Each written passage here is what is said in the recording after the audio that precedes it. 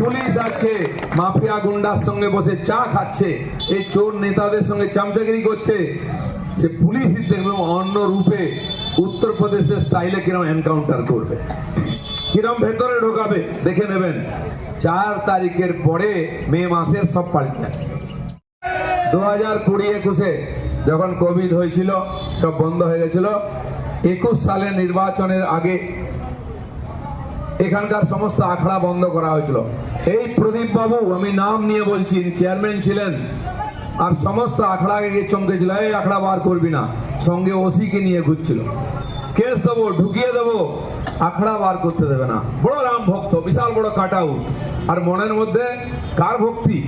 কেবল ভোটের ভক্তি, রাজনীতি আছে। আমরা সবাই মিলে বেরিয়েছিলাম, আমার পার্টির কর্মীরা, এখানকার যারা রাম ভক্তি, রাম নবমীর সঙ্গে যুক্ত আখড়া করেন, গিয়ে আমরা বলেছিলাম আপনারা আখড়া বার করুন, আমরা সঙ্গে থাকবো, কোনো বেটা গায়ে হাত দিতে পারবে না। এবং বেরিয়েছিল, কেস হয়েছিল, কেস ওদের নামে হয়নি, আমার নামে কেস হয়েছিল। আমার নাম চরণজিৎ আছে এখানে, তার নাম, আরো 2-3 জনের নামে কেস দেওয়া হয়েছিল। আমরা নাকি অস্ত্র নিয়ে ভয় দেখিয়েছি। যে ভয় পাবে তাকে তো দিলীপ ঘোষ ভয় দেখাবেই।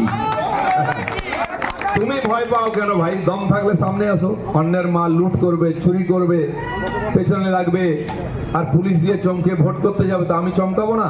চমকাবো। চমকে চমকেই রাজনীতি করেছি। খড়গপুরের লোক সেই জন্য দিলীপ ঘোষকে ভোট দেয়, আবার দেবে। এখানকার গুন্ডা মাফিয়ার বিরুদ্ধে আমি লড়াই করেছি, আবার লড়বো যতদিন থাকবো।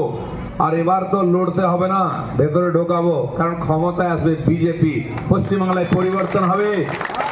যে পুলিশ আজকে মাফিয়া গুন্ডার সঙ্গে বসে চা খাচ্ছে, এই চোর নেতাদের সঙ্গে চামচাগিরি করছে, সে পুলিশই দেখবে অন্য রূপে উত্তরপ্রদেশের স্টাইলে কিরম এনকাউন্টার করবে, কিরম ভেতরে ঢোকাবে দেখে নেবেন।